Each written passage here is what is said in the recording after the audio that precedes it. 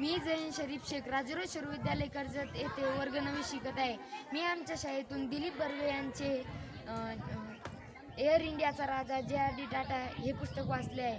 नागरी विमान उड्डाण सेवेचे जनक जे.आर.डी. टाटा, खरं म्हणजे जे.आर.डी. नावानेच ओळखणारे.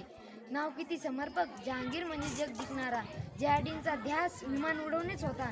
नागपूरचे एक्सप्रेस मिल व ताजमहाल हॉटेल जमशेदींची निर्मिती.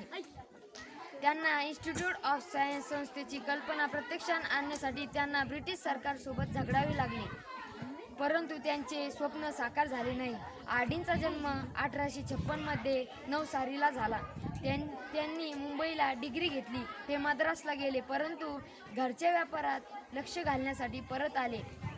यावरून आपल्याला कळालेच असेल की जे.आर.डी. यांना शिक्षणासह व्यापारातही भर होता.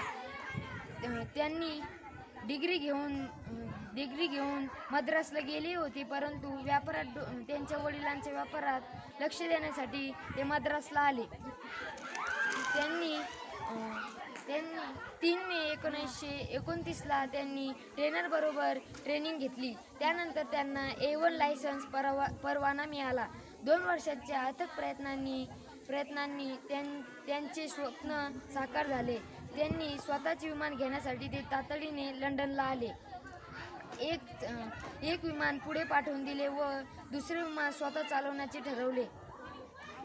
त्यांना या यशामुळे त्यांनी कित्येक विमाने घेतली व स्वतःची एअर इंडिया नामक एअरलाईन सुरू केली. एअरलाईन उभारली.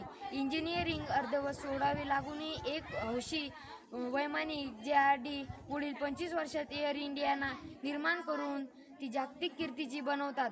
घरात अचानक उभारलेल्या परिस्थितीवर मात करूनही शिक्षण अर्धवट सोडूनही आशियातली सर्वात मोठी होल्डिंग कंपनी त्यांनी निर्माण केली.